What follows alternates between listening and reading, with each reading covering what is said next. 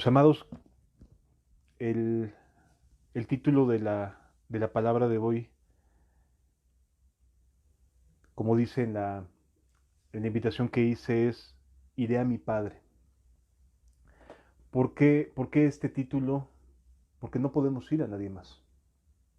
Nadie más puede otorgarnos el perdón que nuestra alma necesita. ¿Cómo puede una persona que también es reo de muerte, porque la paga del pecado es muerte, cualquiera que éste sea? ¿Cómo puede alguien que también es reo de muerte otorgar un perdón? La verdad es que el único que puede librarnos de, de nosotros mismos, de nuestras propias pasiones y deseos, es Dios. Es el único. Y el único lugar donde podemos ser librados es en su presencia, en la cruz. No hay otro lugar. No busquemos otro lugar. También se los digo, no busquemos ir a nadie más. Por eso el tema de hoy es Iré a mi Padre. Y está basado en la parábola del Hijo Pródigo, en el Evangelio de Lucas capítulo 15. Si me quieren acompañar, por favor, si tienen una Biblia a la mano, Lucas capítulo 15, versículos 1 y 2. Dice de la siguiente manera: Se acercaban a Jesús todos los publicanos y pecadores para oírle. Y los fariseos y los escribas murmuraban diciendo: Este a los pecadores recibe y con ellos come.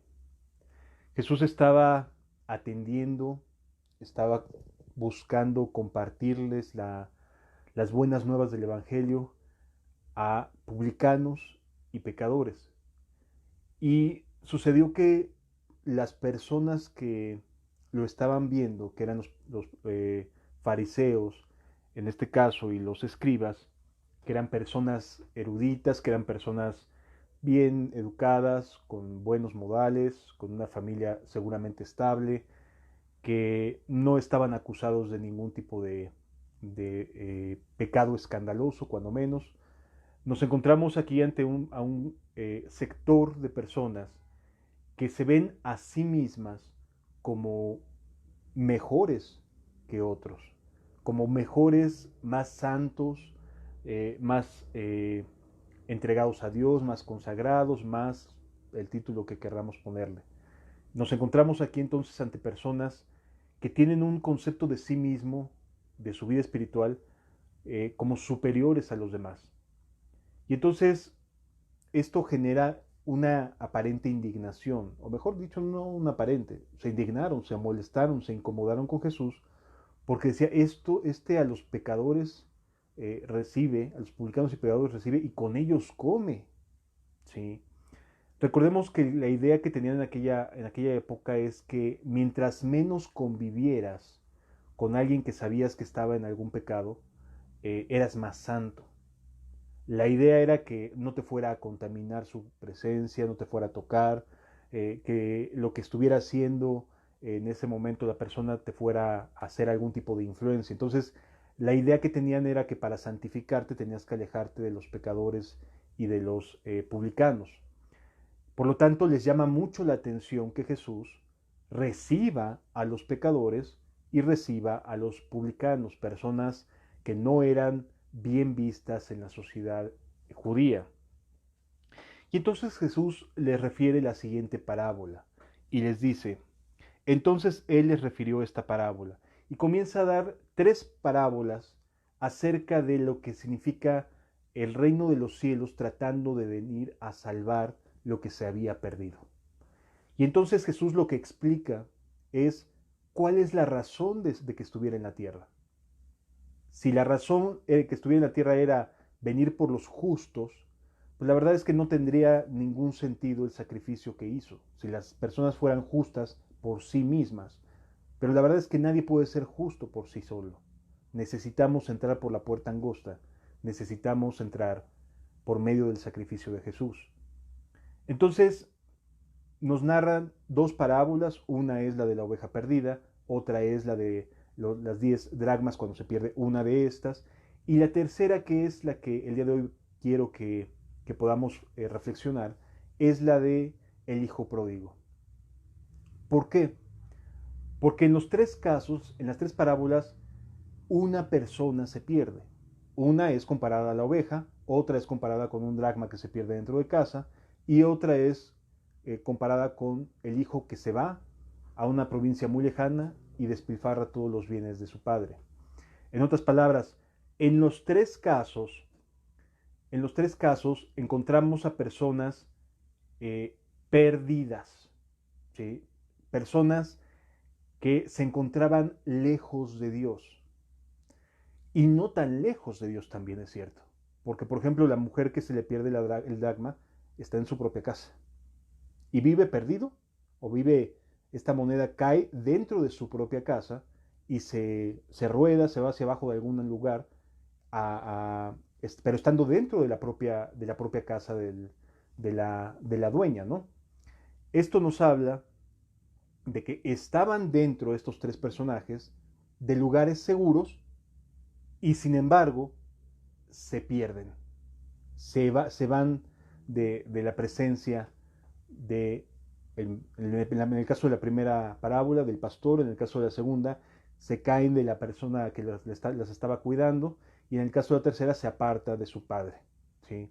Entonces, las tres parábolas nos enseñan de personas que no están caminando con Dios, de personas que se han alejado de la presencia de Dios, pero que el reino de los cielos y Jesús vino a buscar y salvar lo que se había perdido. Por lo tanto, el propósito de esta enseñanza es salvar, buscar y salvar lo que se ha perdido. Si esta enseñanza llega a escucharla alguna persona que se ve a sí misma como lejana a Dios, si esta enseñanza, esta plática la puede escuchar, se atreve a escucharle a alguien que sabe que está lejano a Dios, estoy seguro que es porque Dios quiere ponerte a salvo. Quiere que regreses a casa.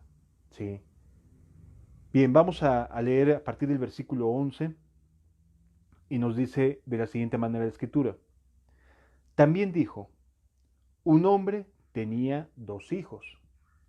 Y el menor de ellos dijo a su padre, dame la parte de los bienes que me corresponda. Y les repartió los bienes. No muchos días después, juntándolo todo, el hijo menor se fue lejos a una provincia apartada y allí desperdició sus bienes viviendo perdidamente.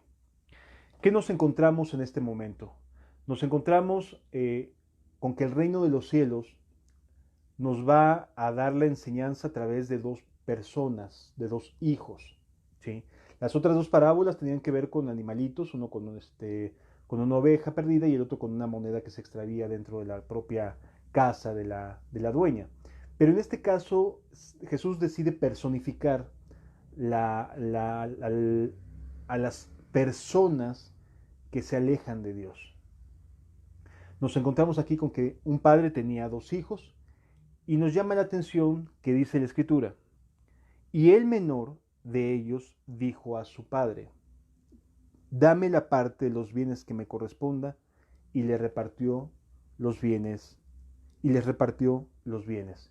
Lo primero que salta a la luz es que los bienes normalmente no se repartían a menos que hubiera fallecido el padre. O sea, en aquella época, lo mismo que hoy, cualquier testamento tiene que ser ejecutado hasta después de la muerte del testador, del que está dejando los bienes. En este caso, llama la atención que sea el hijo más joven el que de manera impetuosa, el que de manera atrevida, le pide al papá que le dé los bienes por anticipado. O sea, no, ni siquiera se esperó a que el papá pues perdiera la vida o muriera, sino que nos damos cuenta que el hijo tiene un corazón malo, tiene un corazón que ya le urgía por alejarse del ambiente en el cual estaban viviendo.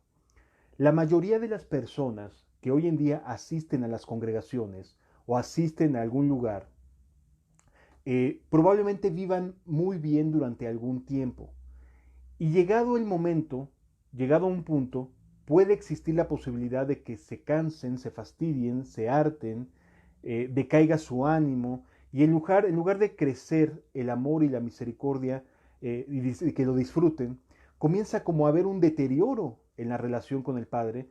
Y cuando un ser humano comienza a tener un deterioro en su relación con Dios, también las cosas que rodean a Dios, las cosas que tienen que ver con su vida espiritual, comienzan a hacerse pesadas y cansadas para esa persona. De tal manera que cuando vemos aquí en esta escritura que el hijo toma la iniciativa de pedirle al padre, sin que todavía hubiera un momento en el cual el padre fuera a fallecer, para poder repartir sus bienes o dejar un testamento, se lo pide en vida, ¿sí? Lo cual nos refleja una cosa: yo ya no quiero estar aquí. Es lo que el joven estaba diciendo con esta manera de actuar. Dame la parte de los bienes que me corresponde. Es algo así como devuélveme aquello o dame aquello que me corresponde y yo hago con ella lo que yo desee, ¿sí? En otras palabras, el hijo no estaba contento en el ambiente en el cual estaba desarrollando su vida. No estaba a gusto, se sentía incómodo, se sentía desgastado, se sentía cansado, se sentía ya que no era su lugar, entre comillas. ¿Sí? Y entonces le pide al padre, y no mucho tiempo después toma sus cosas y se va. Seguramente vendió, los días que pasaron fueron nada más para poder vender lo que se tenía, lo que le habían tocado, los terrenos, etcétera, lo que le hubiera tocado, y agarra y se va. Y dice la escritura que se va a una provincia lejana. Ahí te deja ver que de verdad no quería ya estar cerca. Algo le había traído de alguna otra ciudad, de alguna otra provincia, porque llama la atención que vende todo y de inmediato se va. Nos deja ver que esta persona ya no estaba a gusto en este ambiente, ¿sí? Lo mismo sucede con las personas hoy en día. A lo mejor si tú eres alguien como que te puedes identificar con este hijo que se va, que se aleja, seguramente tuviste argumentos para poder tomar esa decisión. Este joven tuvo argumentos en su cabeza. Tuvo que poner estos argumentos, estas ideas en su cabeza, permitir estas ideas en su corazón para poder tomar esta decisión. Y cuando ya la persona no se siente contenta, no se siente a gusto, a lo mejor siente que se está comprometiendo demasiado, a lo mejor le hacen pensar que hay otros espacios más interesantes, otros lugares más atractivos, más divertidos, más eufóricos, o sencillamente se ha cansado de amar. Entonces dice: yo ya mejor patitas, ¿para qué las quiero? Me retiro, ¿sí? Me voy. Busca la manera de zafarse de ese ambiente porque ya no le es grato, ¿sí? Ya no le está bendiciendo, pero no porque el padre sea malo, sino porque el corazón de este joven ya no está en un estado de agradecimiento, ya no se encuentra en un estado de entrega a su padre, ya no se siente contento en el lugar donde está viviendo y toma la decisión de mejor retirarse. Y a mí llama la atención que lo que hace es irse a una provincia lejana. Normalmente cuando las personas se apartan de Dios, buscan a toda costa dejar de oír de Dios en todo momento y en todo lugar. Es decir, buscan espacios donde aquel lugar de donde salí no lo vuelve a escuchar ni de broma. Y cuando me refiero a de donde salí, no me refiero a una congregación, una comunión, una comunidad o un movimiento, una iglesia, etcétera. No, me refiero a la presencia de Dios. Buscan la manera de evitar la presencia de Dios. Así como Jonás dijo: Dios me quiere de este lado, me voy para el otro lado. Así también las personas que no se sienten a gusto con las decisiones que Dios toma, buscan la manera de evadirlo e irse lo más lejanos posibles. Por eso te encuentras a personas que un día estuvieron caminando con Dios y que ahora te dicen: yo no quiero saber nada, ni me digas nada. ¿Por qué? Porque están viviendo en una provincia completamente alejada de Dios, ¿sí? Y entonces en este lugar, alejados de Dios, vuelven a hacer su vida o a refabricar su vida. ¿Sí? Este joven tenía suficientes recursos y dice la escritura aquí que lo que hizo fue irse a una provincia apartada y allí desperdició sus bienes viviendo como perdidamente. ¿Sí? Es decir, no fue inteligente en la manera en que hizo las cosas, sino se dio a la tarea de despilfarrar todo, de entregarse al pecado, de entregarse a los placeres, de entregarse a todas aquellas cosas que no podía hacer cuando estaba con su padre. ¿Sí?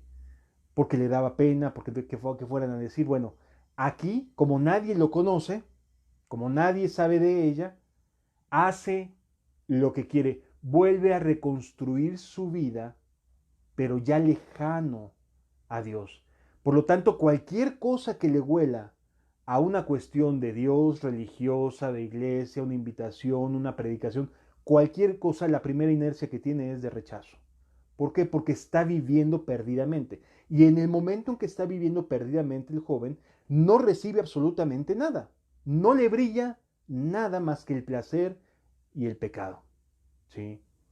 Cuando una persona no está lista para ser recibido a misericordia, ni te va a apelar, ni te va a escuchar, no te va a hacer caso. Va a estar completamente cerrado o cerrada a las cosas de Dios. No es algo que le interese. ¿Sí?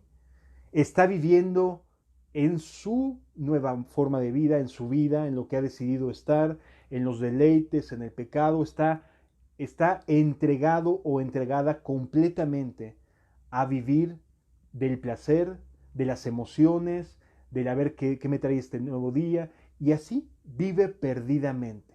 Sin embargo, siempre se genera un desgaste, y la diferencia que existe entre vivir lejos de nuestro Padre Celestial y vivir cerca de nuestro Padre Celestial es que nuestro Padre es experto en consolar, en dar aliento, en rejuvenecer las fuerzas, mientras que en el mundo no. El mundo nada más está chupe y chupe y chupe y desgaste y desgaste y desgaste, y a una maldad tienes que agregar otra, y a una mentira tienes que agregar otra mentira, y así vas de mal en peor, desgastándote y gastando, desgastándote y gastando, de tal manera que no recibes ninguna retribución más que a duras penas algunos momentos, algunos destellos de placer o de alegría, y dices, ah, sí, sí tengo alegría. Sí, nadie está diciendo que no. El pecado no es algo que te vaya a hacer sentir mal momentánea, de manera instantánea. No, el pecado tiene el engaño, la capacidad de producir placer en quien lo practica, pero no es permanente y tiende a gastar y desgastarse. Entonces, mientras más te entregas al pecado, más te demanda, más te absorbe. En cambio, con Dios, mientras más entregado estás, más fortalecido estás. Mientras más encuentras gracia y amor con Dios, te hallas que estás mucho mejor que antes. ¿Sí? Y entonces este joven de inicio llega a esta nueva provincia, feliz, entregado, dispuesto a que nadie le diga nada. Y comienza a disfrutar. Y si alguien le dice, oye, esto te hace feliz, va sobre eso. Oye, por acá te vas a sentir bien contento, va sobre aquello. Es decir, no hay nada que en este momento detenga a este joven para controlar un poco sus pasiones, para controlar un poco sus deseos, y está completamente entregado a esta forma de vida, a este engaño, a esta maldad, y cuidadito con que en ese momento le digas algo relacionado con la provincia de donde venía, porque probablemente te vaya a decir hasta de maldiciones y de groserías. No es el momento para esa persona. Ya el pecado se encargará de desgastar lo suficiente, pero en ese momento no está listo para entender lo que significa misericordia y amor. ¿Sí? El amor que él busca es completamente placentero, es completamente egoísta, no existe para él nada que pueda satisfacerlo más que lo que le están brindando en esa provincia, que lo que le están dando en ese lugar. Pero finalmente las cosas terminan por caer por su propio peso, caen por su propio peso. Y entonces este joven comienza a darse cuenta que hay un desgaste y se comienza a quedar sin dinero. Dice, versículo número 14. Y cuando todo lo hubo malgastado, vino una gran hambre en aquella provincia y comenzó a faltarle. Él, mientras estaba disfrutando, no sentía ninguna necesidad de acordarse de nada que tuviera que ver con su padre. Así también, el que vive hoy separado de Dios, no siente tener ninguna necesidad. Es más, te lo dicen, yo no tengo necesidad de Dios. A mí déjame como estoy. Yo en este momento estoy pasándola bien, solamente se vive una vez, y entonces comienzan todos los argumentos que se tuvo que pasar en su cabecita para poder alejarse del Padre, los mismos te los dice de frente. A mí no me estés hablando de esas cosas. ¿Está bien? Se acabó, no vuelvas a mencionarle nada. Finalmente el pecado y la maldad van corrompiendo el corazón del ser humano y lo van haciendo cada vez más infeliz y más desdichado. Entonces, así sucedió con este joven. De momento se dio cuenta que ya casi no tenía. Pues voy a empezar a invertirle, ¿no? Ahora voy a sentar cabeza, dicen algunos. Ahora sí le voy a echar ganas. Ya estuvo bueno de tanto fiesta, ya estuvo tanto de darle vuelo a la hilacha, etcétera, etcétera. Y entonces ahora sí me voy a poner las pilas. Y comienzas a ver algunas mejorías en su administración o comienza a alejarse un poco de las fiestas, de las parrandas, porque ya empezó a ver que su capacidad comenzó a desgastarse, su habilidad. Oye, es que ya llevo tantos años dedicándome a la parranda que ya como que ya es tiempo de detenerme un poco. Y entonces vas a ver algún pequeño cambio en la actitud de ese joven, porque comienza a darse cuenta que ya su capacidad de poderse sostener en ese ritmo de vida, pues fue decayendo. Y entonces comienza a faltarle.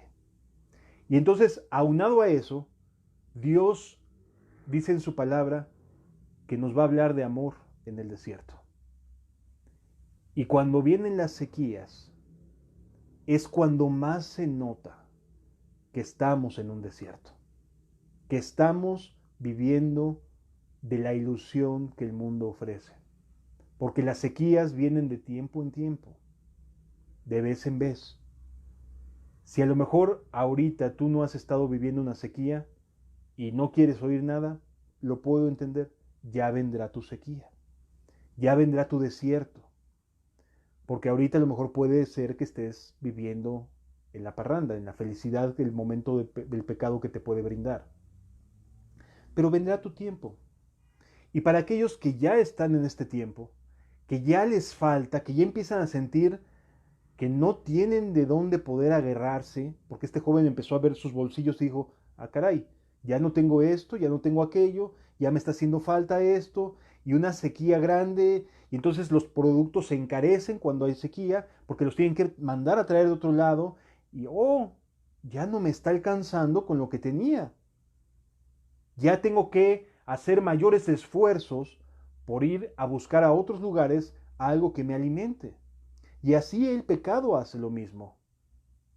Tienes que ir a más y a más buscando alimentarte.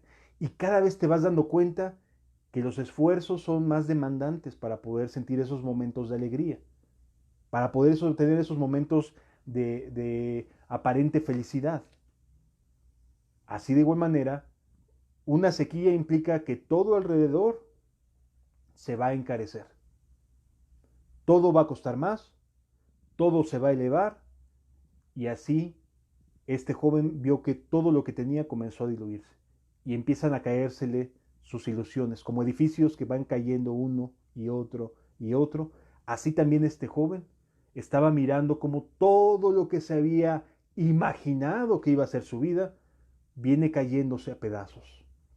Y de momento te encuentras con que aquellas cosas que te habías imaginado que iban a sucederte y que ibas a pasarla excelentemente bien, ya no están ahí.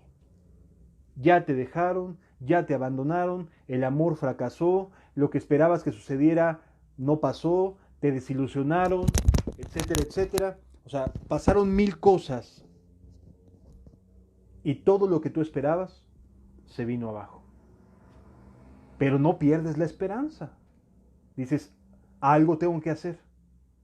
Y entonces te acuerdas de aquel amigo, de aquella persona, de aquel fulano de tal, de aquella sultana de tal, que en algún momento te prometió amor eterno, que en algún momento te prometió estar presente en los momentos de mayor dificultad. Y dices, ay, me acordé de fulano de tal, seguro él me va a ofrecer una buena chamba, seguro que aquella me va a decir, no, pues mira, ven, hazte para acá, yo te ayudo.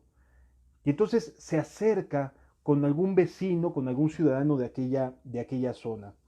Y dice el versículo 15, y fue y se arrimó a uno de los ciudadanos de aquella tierra, el cual le envió a su hacienda para que apacentase cerdos. Ahí le dio un trabajito, nomás para que aguante. ¿Sí? El mundo es así. Satanás ha creado un sistema donde te engaña, te consume y después te abandona. Así es el sistema satánico. Busca darte la apariencia de felicidad y después te abandona completamente. Y ya no sientes felicidad y estás en la ruina y estás acabado o acabada y ya te dejaron y te abandonaron y no sabes qué hacer, etcétera. Es decir, el pecado siempre, indudablemente, va a traer consecuencias. Así estaba este joven, viviendo las consecuencias de una vida desperdiciada.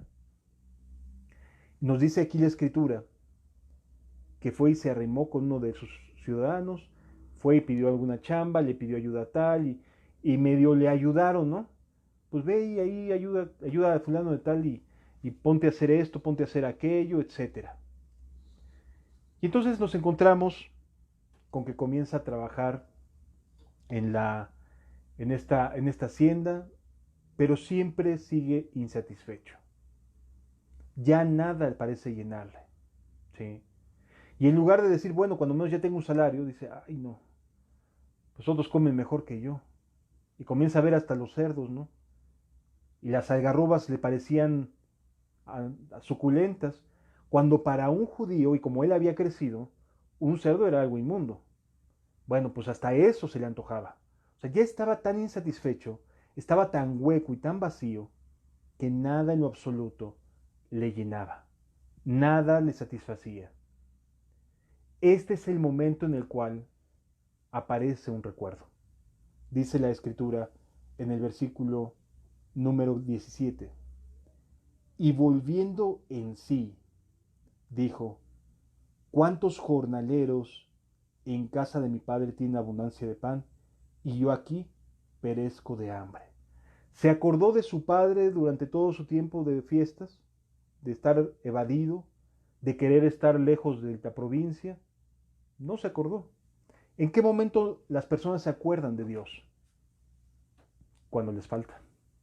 Cuando falta la salud, cuando falta alguna cuestión de laboral, algún trabajo.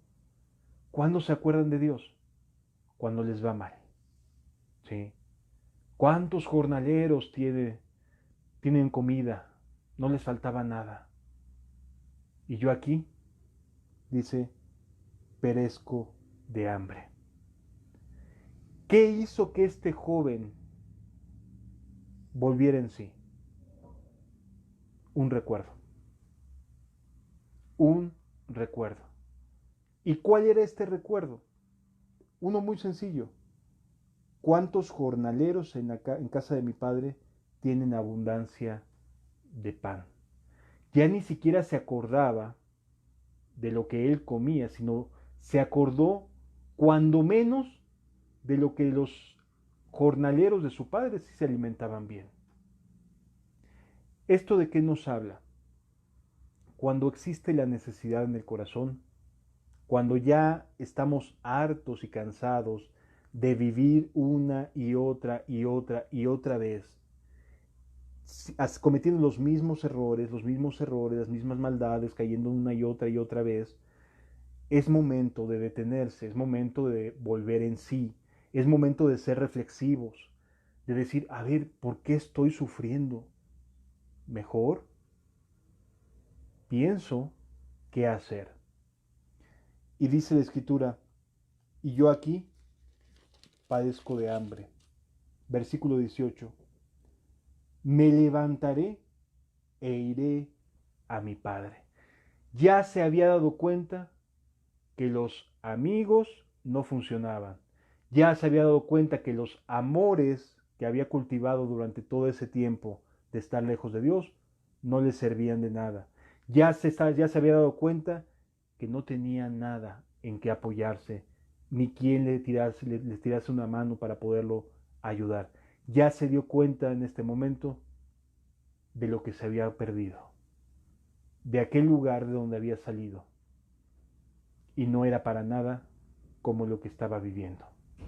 Y es que, amados, solamente cuando el reino de los cielos se nos manifiesta y nos deja ver su hermosura, su paz, su benignidad, su bondad, la fe, la mansedumbre y la templanza, es cuando hacemos el contraste con lo que estamos viviendo y entonces volvemos en sí. Por eso es bien importante entender que para que una persona se arrepienta genuinamente, no solamente tiene que haber regaños y hablar de pecado y estar macheteando todo el tiempo en contra de la vida y la conducta de las personas. La verdad es que si predicamos a Cristo y a este crucificado, su reino y su justicia son tan brillantes, son de tanta luz, ¿qué crees que va a generar en el corazón de quien no está ahí? Arrepentimiento. ¿Por qué? Porque va a haber un contraste entre lo que estoy viviendo y lo que Cristo vive, lo que Cristo nos enseña. ¿Por qué razón podemos decir la vida religiosa no me está sirviendo? O estoy siendo un religioso, porque existe un contraste entre la vida sobrenatural que lleva el cristiano lleno del Espíritu Santo y la religión que ahí más o menos la vamos llevando en muchos lugares. Y entonces se despierta el deseo de un verdadero avivamiento. ¿Por qué? Porque el Evangelio del Reino de Dios está demostrando, está contrastando lo que es el poder de Dios para salvación con lo que llevábamos todo el tiempo pretendiendo vivir. Y entonces decimos, Señor, necesitamos un avivamiento. ¿Sí me doy a entender? En otras palabras, en lo que Él pensó es en el reino de los cielos para nosotros. ¿Cuántos jornaleros no viven así? Oh Señor, si yo pudiera regresar a aquellas misericordias, y cómo recuerdo que yo oraba y el reino de los cielos comienza a hacerse brillante y tu vida comienza a ser aplastante. Es el momento de volver en sí. ¿Sí? En ese instante se genera el arrepentimiento. Cuando el contraste entre lo que el Espíritu Santo hace en la vida de un cristiano y la ausencia de ese mover del Espíritu en tu vida, dices, lo necesito. Necesito que algo pase en mi corazón. Necesito que algo suceda en mi vida. Yo no puedo seguir viviendo de la misma manera. Este contraste entonces genera que este joven vuelva en sí. Y entonces dice, ¿qué haré? Me levantaré e iré a mi Padre. Aquí ya no se trata de ver quién me ayuda. Se trata de ir al único que puede ayudarme. Aquí no se trata de voltear a ver a dónde me voy ahora. No, se trata de levantarse e ir a mi Padre. No se trata de iglesias, no se trata de movimientos, no se trata de cuatro paredes, no se trata de que es que me dejé de congregar y por eso estoy como estoy. No, es ir al Padre, es acudir al único que puede ponernos a salvo. Iré a mi Padre. No dice voy a ir a tal con cual vecino, no voy a ir a buscar al jornalero tal. No dice eso, dice iré a mi Padre. O si tan solo pudiéramos comprender que el objetivo de Dios es que vayamos a Él, que dejemos de estar pensando en me voy a portar ahora bien, me voy a hacer esto. Ve al Padre, ve al Padre. Olvídate de las cuatro paredes a las que se le llama iglesia. Ve al Padre. ¿Y sabes dónde está Él? Cerrada la puerta detrás de ti. Ora a tu Padre que está en lo secreto y tu Padre que está en lo secreto te recompensará en público. Ora a Dios en lo secreto. No necesitas esperarte al siguiente domingo o a la siguiente reunión o a las cuatro paredes que se abren y te dicen, ven. No digo que esté mal, estoy diciendo que tu concentración debe estar en una sola persona, en el Padre. Por eso esta enseñanza es: iré a mi Padre. Porque ya basta de estar pensando en qué cuatro paredes son las correctas. El único camino, la única verdad y la única vida es Cristo Jesús. A Él y solo por Él podemos acudir al Padre. Necesitamos de Jesús. Necesitamos de ir al Padre. Yo no estoy negando la necesidad de tener comunión unos con otros. Pero por favor, no puedes tener comunión con otros cristianos a menos que tú vuelvas al Padre. Porque es el Padre el que te pone junto a tu hermano. Es el Padre el que te da a tus hermanos con los cuales caminar. ¿Sí? Y entonces aquí la Escritura me dice: iré, me levantaré e iré al Padre. ¿Qué esperaba este joven? Cualquier clase de reacción, que lo hubieran dado por muerto, que no lo quisieran recibir, cualquier clase de reacción en la provincia de su padre, él sabía que podría ser justa. Y entonces, ¿qué es lo que piensa? Dice aquí la Escritura: iré a mi padre y le diré: Padre, he pecado contra el cielo y contra ti. Aquí ya no vemos ningún tipo de justificación, ningún pensamiento vale. Aquí no encontramos a alguien diciendo: yo creo que sí me va a recibir. No, dice: yo me voy a poner como aquel que la regó, que se fue, que pecó, que hizo lo malo, sin justificaciones, sin estar tratando de encontrar excusas. Todos los daños recibidos han sido por causa de mí. En otras palabras, esta persona no va a buscar a su padre como si se mereciera algo, sino va a buscar a su padre como no mereciéndose nada, como estando muy consciente de que ha pecado contra el cielo y contra él. Y así también, si tú tienes en tu corazón el deseo de salir de ese entorno religioso muerto, de esos huesos secos, de esa vida monótona, cómoda, entonces ve a tu Padre, pero no vayas pensando en que eres buena persona, no vayas pensando en que tienes cosas que ofrecerle. No hay nada que podamos ofrecerle a nuestro Dios. No existe nada que podamos ofrecerle. Acude a Él diciendo: Padre, he pecado contra el cielo y contra ti. No tengo excusa de nada. No me puedo justificar de ninguna manera. No me vengo a presentar ante ti como alguien que hubiera hecho lo correcto. Vengo a ti como un pecador, Señor. Vengo a ti como alguien que te necesita, pero que no merece nada, que está expuesto lo mismo que a tu ira, que a cualquier determinación justa que quieras tener. Solamente te pido algo: déjame trabajar un poco en tu provincia. Déjame estar ahí con tus jornaleros. Yo sé que no lo merezco, aunque sé las migajas, pero déjame estar con tus jornaleros. Fíjense qué distinto, qué cambio hubo de alguien arrogante que creía ser merecedor y sabio para poder ir y gastar todos los bienes que le correspondían, y ahora regresaba diciendo: no merezco nada. No hay nada bueno que pueda ofrecerte.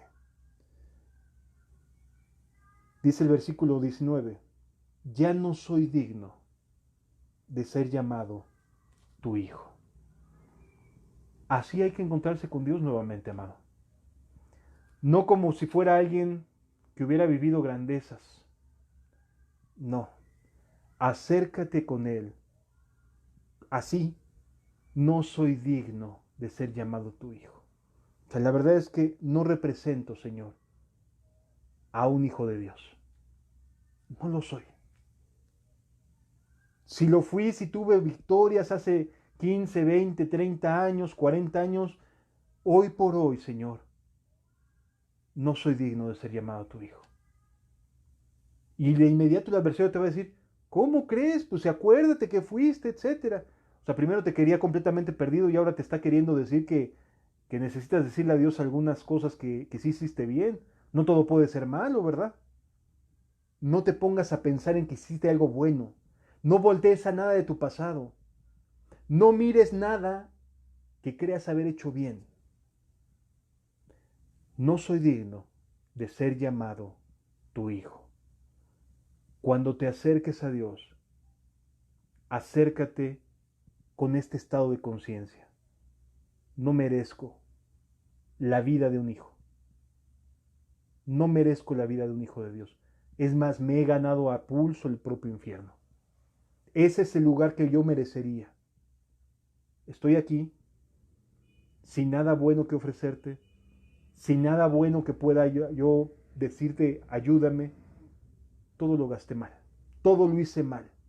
Todas mis decisiones fueron malas. Me equivoqué de romance, me equivoqué de esto, me equivoqué. Todo lo hice mal. La regué completamente. No encuentro nada bueno en todas mis decisiones. Y por ahí el adversario te dirá, sí, acuérdate que fulano de tal, acuérdate que hiciste esto, acuérdate que ayudaste a sultana de tal. No te acuerdes de eso, eso no vale delante de Dios. No te busques llamar hijo de Dios. No busques eso. Busca llamarte pecador. De verdad. Busca decirte a ti mismo, he pecado contra el cielo y contra ti y no soy digno de ser llamado tu hijo. Sí. ¿Qué más dice la Escritura? Hazme como uno de tus jornaleros. Déjame trabajar. Ya que más da si el día de mañana me quieres mandar al infierno, Señor, me lo merezco. Pero cuando menos déjame estar cerca de tu presencia, Señor. Yo sé que no lo merezco, pero si me dejas estar cuando menos cerca de tu presencia, te lo voy a agradecer. Fíjense qué hermoso y qué distinto es cuando una persona está regresando, que no llega como diciendo, yo fui esto, o yo fui aquello, o yo tuve estas características o aquellas características. No, llega como el pecador que es y llega sin ese título de hijo de Dios. Se lo quitó, él mismo se lo quitó. Deberías de quitarte tú mismo para poder encontrarte con él cualquier cosa a la que le atribuyas algún grado de bondad. Dice la Escritura, hazme como uno de tus jornaleros. Y entonces inicia su camino. Aquí solamente pensó cómo acercarse a Dios, cómo acercarse al Padre. Desde luego que esta manera de pensar la produjo el Espíritu de Dios. Pero todavía tenía un camino para llegar al Padre, porque estaba en una provincia lejana. Y entonces, ¿qué tuvo que hacer él? Algo que se llama esfuerzo. Algo que a nosotros no nos gusta, pero que tuvo que buscar esforzarse. Y entonces inicia un camino de regreso. ¿Tú crees que el adversario de su alma en todo este trayecto no estuvo lanzando dardos? Por supuesto que sí. Detente. ¿Tú crees que en este trayecto de regreso a alguien de sus vecinos o exvecinos le dijo, ¿a dónde vas? Yo te ayudo. Quédate aquí, quédate allá. O sea, en este camino de regreso al Padre seguramente habrán de salir oportunidades para que no regreses, para que no llegues hasta el Padre. Y levantándose, vino a su Padre. Ya nada lo distrajo de ese propósito. Si tan solo pudieras encontrar esta convicción en tu corazón de decir, no quiero ninguna otra respuesta que no provenga de mi Padre, harías todo lo necesario para encontrarte con Él. No esperes respuestas de nadie, amado.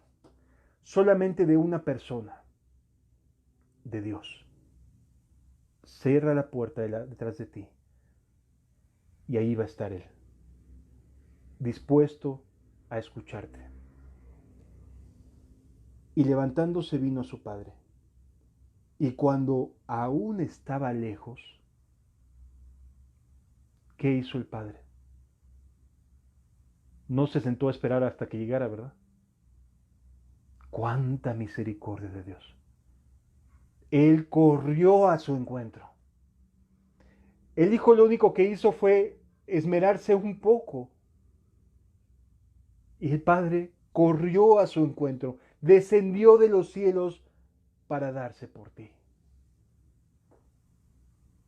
Te manda la ayuda necesaria. Así es nuestro Dios. Y cuando aún estaba lejos, lo vio su padre y fue movido a misericordia y corrió. Se echó a correr. ¿Sabes cuánto anhela Dios correr hacia ti? ¿Sabes cuánto anhela Dios ver que vienes hacia Él y correr para abrazarte? No te imaginas cuánto. Ha estado esperando este momento por largo tiempo, porque Él, nuestro Dios en los cielos, sí ha visto cómo estás sufriendo cuando estabas ahí en el mundo. Sí estaba consciente de cómo te había visto, tus dolores, tus tristezas, tus inquietudes. Y en este caso Él sabía que lo necesitabas. Pero es hasta que tomas la iniciativa de decir, no soy digno de ser llamado tu hijo, no soy digno de nada. En ese momento, Él corre a abrazarte. Él nos sale al encuentro. No que nosotros lo mereciéramos, sino que Él fue movido a misericordia y nos salió al encuentro. Dice la Escritura, y corrió y se echó sobre su cuello y le besó. Así es nuestro Dios. No lo recibió con enojo. Y pudo, y se hubiera sido muy justo si hubiera estado enojado. Pero no lo recibió con enojo. No le reprochó. No le dijo, gánatelo. No. Dios en su misericordia se echó sobre su cuello. Sabía que a su hijo no le había ido nada bien. Vio cómo venía vestido, descalzo. Se dio cuenta que su hijo había sufrido. Y él y el hijo le dijo, Padre, he pecado contra el cielo y contra ti, y ya no soy digno de ser llamado tu hijo. Se lo dijo de frente. No solo lo pensó, sino se lo dijo de frente y le dijo, no soy digno de ser llamado tu hijo. Y yo creo que ante una carga emocional tan maravillosa de un padre que se está abrazando, cualquiera diría, ¿qué hago? ¿Se lo digo o no se lo digo? ¿Qué hago? Confiésale a Dios todo lo que has hecho. Platícaselo. Dile por qué no has sido su hijo. ¿Por qué dices no soy digno de ser llamado tu hijo? ¿Por qué este abrazo que te está dando es pura misericordia suya? Porque tú sabes que no has hecho bien las cosas.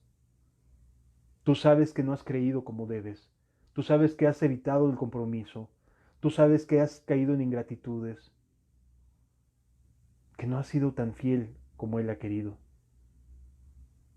Este abrazo te derrite. Pero aún así, dile lo que habías pensado. No soy digno de ser llamado tu hijo. Yo sé que me estás abrazando. Yo sé que me estás queriendo ayudar, pero de verdad, ni aún con el abrazo puedo dejar de pensar que no soy digno, Señor. Perdóname. Sálvame, Señor. Dice, Padre, he pecado contra el cielo y contra ti, y ya no soy digno de ser llamado tu hijo. Pero el Padre dijo a sus siervos, sacad el mejor vestido y vestidle, y poned un anillo en su mano y calzado en sus pies, y traed el becerro gordo y matadlo, y comamos y hagamos fiesta. ¡Wow! ¡Qué maravilloso es nuestro Dios! Amados, tú y yo vinimos en esta época, vinimos en este mundo, en este tiempo, así Dios lo quiso, para mostrar su misericordia sobre ti, sobre mí,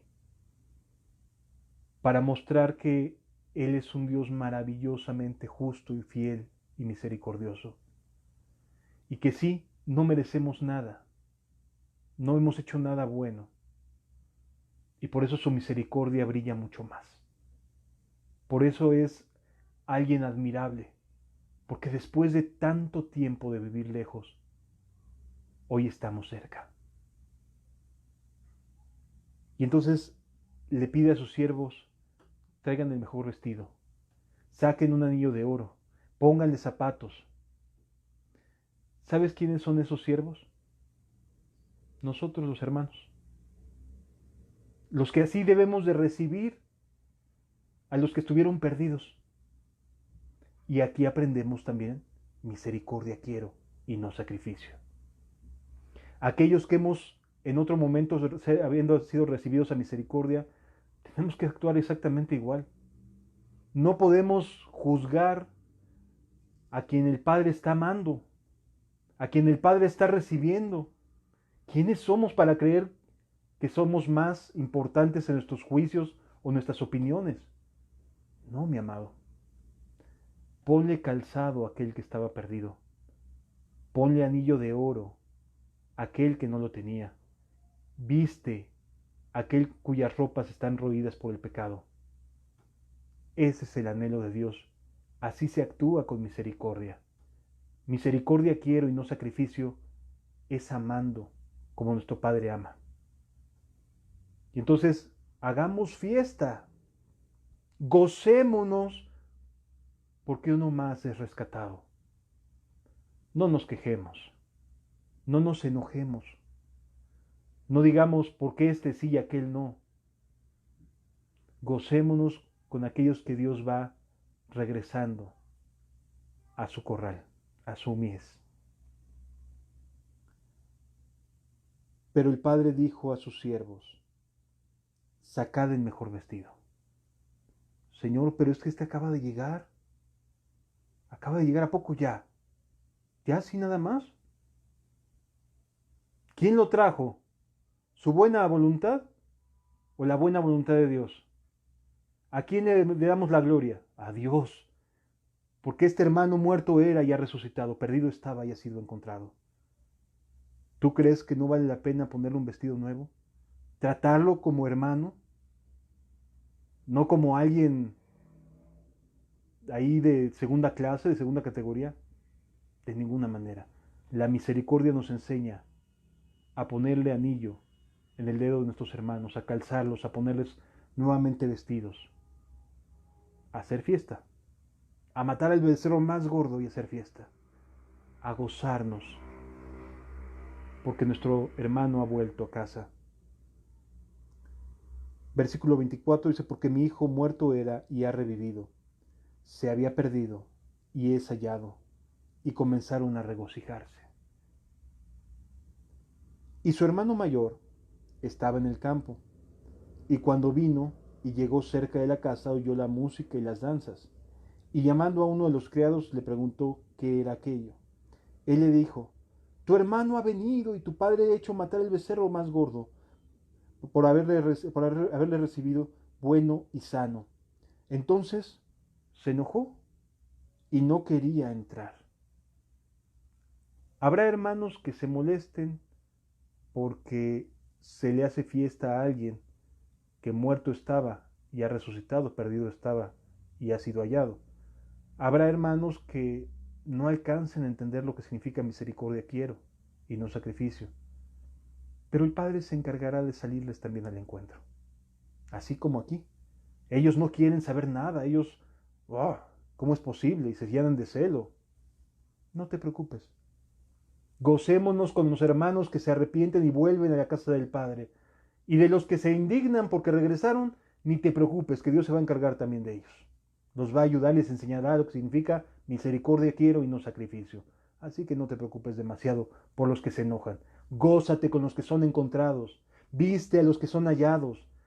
Calza a los que han sido resucitados. Dales un anillo de oro. Trata bien a tus hermanos que han vuelto. Gózate en que han regresado. Él le dijo, Entonces se enojó, versículo 28, entonces se enojó y no quería entrar. Salió por tanto su padre y le rogaba que entrase. Mas él respondiendo, dijo al padre, he aquí tantos años te sirvo. Oye, Señor, yo ya me he mantenido en santidad no sé cuánto tiempo. No sé cuánto tiempo yo fiel a la iglesia y fiel acudiendo y sirviendo. Y así nada más llega este y ya. No, que se vaya a hacer esto, que se vaya a hacer, que se lo gane, ¿no? Entonces se enojó y no quería entrar, salió por tanto su padre y le rogaba que entrase, mas él, respondiendo, dijo al padre, tantos años te sirvo, no habiendo desobedecido jamás, y nunca me has dado ni un cabrito para matar, para gozarme con mis amigos. Pero cuando vino este, tu hijo, que ha consumido tus bienes con rameras, has hecho matar para él el becerro gordo. Entonces le dijo, hijo, tú siempre estás conmigo, y todas mis cosas son tuyas. Mas era necesario hacer fiesta y regocijarnos, porque este hermano era muerto y ha revivido. Se había perdido y es hallado. ¿Cómo necesitamos aprender a ser misericordiosos? ¿Cuánto necesitamos comprender que la bondad de Dios y la misericordia de Dios es para con todos? Dios no tiene hijos favoritos. Si tú eres una persona que has vivido lejos de Dios, pero hoy te das cuenta y quieres regresar, levántate y ven al Padre. Te está esperando. Es más, te va a salir corriendo a abrazar. Te va a amar. Se va a deleitar. Y a nosotros, tus hermanos, nos va a decir, pónganle lo mejor y hagamos fiesta. Y por supuesto que hacemos fiesta, ¿cómo no? Porque no hay nada más dichoso, ni nada más gozoso que alguien que estaba muerto en sus delitos y pecados regrese. Ese es el propósito de Cristo en la tierra. Ese es el propósito del Evangelio. Y si nos la vivimos pensando que otros deberían estar fuera y otros dentro y se hacen estas acepciones de personas y se clasifican y se etiquetan, etcétera, etcétera, ¿cómo puede morar el amor del Padre ahí? El amor del Padre se arroja al cuello. El amor de los hijos de Dios es exactamente el mismo que debe morar. Y también se arrojarán al cuello de aquellos que han regresado. Yo te invito a que cierres tus ojos un momento y dejemos que nuestro Padre se arroje a nuestro cuello y que nuestros hermanos y hermanas se gocen con nosotros, porque estabas perdido y fuiste encontrado.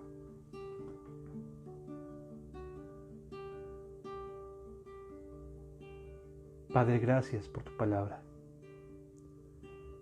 Gracias por ayudarnos, por encontrarnos, Señor. Gracias por esa sequía que llegó justo a tiempo, Señor. Gracias por tu gran amor y misericordia. Bendito seas, Señor. No hay palabras para agradecer tanta bondad y misericordia.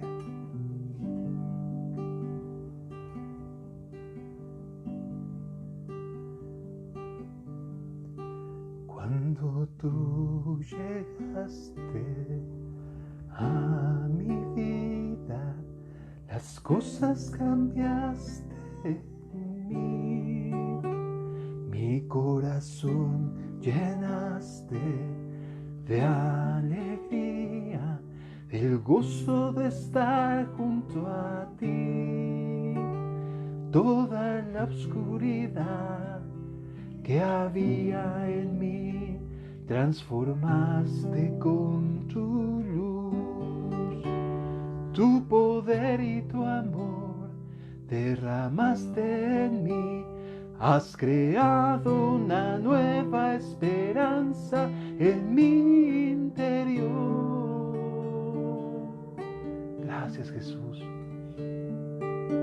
seas por tu misericordia. Cuando tú llegaste a mi vida, las cosas cambiaste en mí. Mi corazón llenaste de alegría, del gozo de estar junto a ti. Toda la oscuridad que había en mí, transformaste con tu luz. Tu poder y tu amor derramaste en mí. Has creado una nueva esperanza en mi interior. Si yo te amo, no hay bien para mí fuera de ti. Te adoro. Has puesto un cántico nuevo en mi corazón. Si yo te amo, anhelo estar junto a ti y te adoraré, te bendeciré y a la sombra de tus alas habitaré. Si yo te amo, anhelo estar junto a ti, te adoro. Has puesto un cántico nuevo en mi corazón. Si yo te amo, no hay bien para mí fuera de ti y te adoraré, te bendeciré y a la sombra de tus alas habitaré. Padre, atrae a todos los hijos pródigos que se han ido de ti, aquellos que han malgastado su vida, sus fuerzas, sus recursos, Señor. Tráelos de regreso, Padre. Gracias, Señor, por tu gran misericordia y bondad. Bendito seas eternamente y para siempre, Señor. Gracias, Jesús. Si yo te amo, no hay bien para mí fuera de ti, te adoro. Has puesto un cántico nuevo en mi corazón.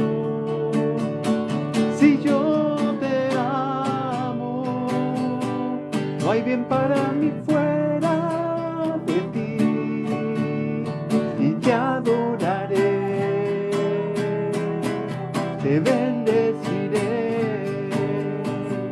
y a la sombra de tus alas habitaré, y a la sombra de tus alas habitaré. Gracias, Jesús. Padre, trae a muchos extraviados a ti, Señor. Vuelve a brillar en Sion, Señor. Gracias, Jesús. Ven, Jesús, en medio de tu pueblo, que tu luz queremos alcanzar y libera la mente del cautivo, que tu gracia y poder atraerá. Hay un pueblo que te palabra levanto, despertó de las tinieblas por ti. Hoy queremos servirte a ti y hacer tu voluntad. Da la luz a tu pueblo y libertad. Ven Jesús en medio de tu pueblo, que tu luz queremos alcanzar. Libera la mente del cautivo, que tu gracia y poder atraerá. Y libera la mente del cautivo, que tu gracia y poder atraerá. Gracias, Jesús.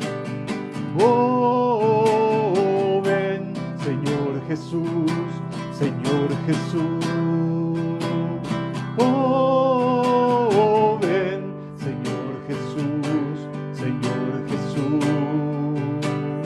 Queremos ver tu gloria brillar en la iglesia. No a los hombres, Señor Jesús,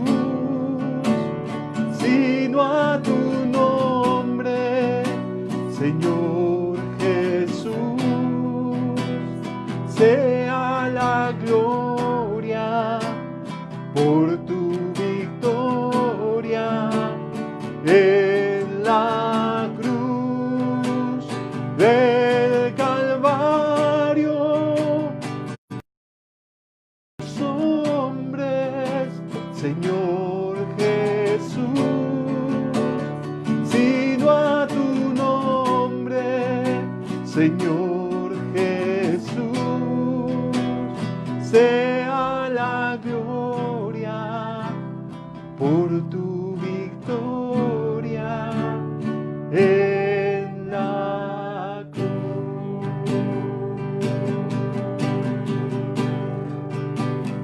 Oh, ven, Señor Jesús, Señor Jesús.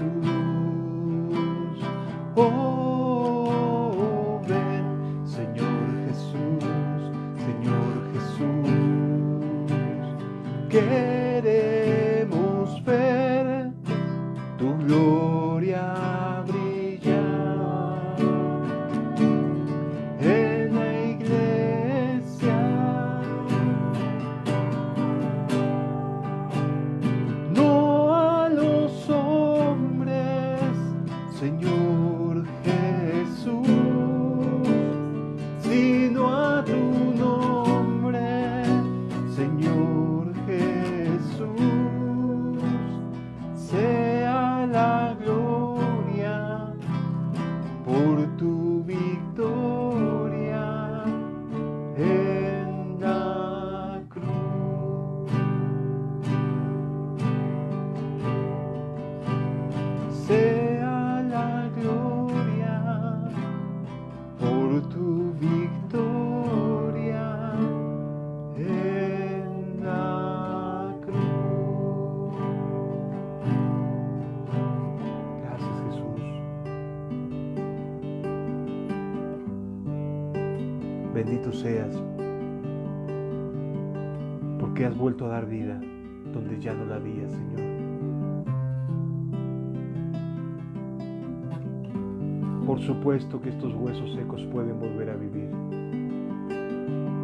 Por tu palabra, Señor. Que los huesos secos vuelvan a tener vida. Que aprendamos a tener misericordia del que regresa.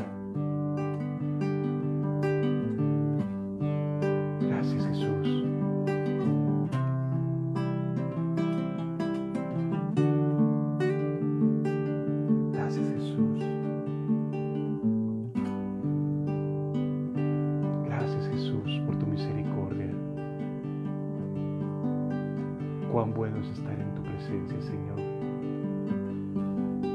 Qué bueno es aprender de ti.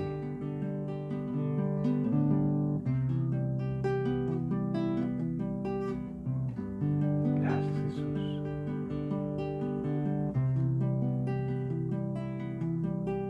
Bendito seas, Señor.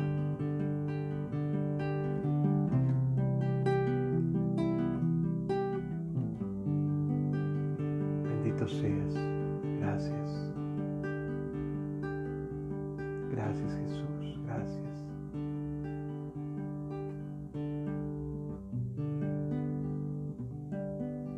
Te amamos porque tú nos amaste primero, Señor.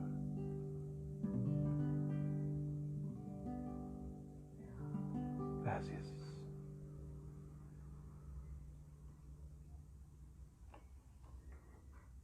Qué bueno y maravilloso es nuestro Dios. Incalculables son sus bondades. Yo quisiera que si tienes la oportunidad de mantenerte en este estado de amor, de compasión, de estar en su presencia, no hagas por salirte pronto. No trates de decir, bueno, ya terminó y ya, sino deja que el Espíritu Santo continúe haciendo su obra en tu vida. Continúe incendiando tu corazón, llenándolo de fuego del Altísimo. Que Dios te bendiga, nos vemos en la próxima ocasión y estamos para servirte cualquier cosa. Hasta la próxima. Y esta es la voluntad del Padre, no queriendo que ninguno se pierda, mas que todos lleguen al arrepentimiento. Amén. Gracias, Señor. Dios te bendiga.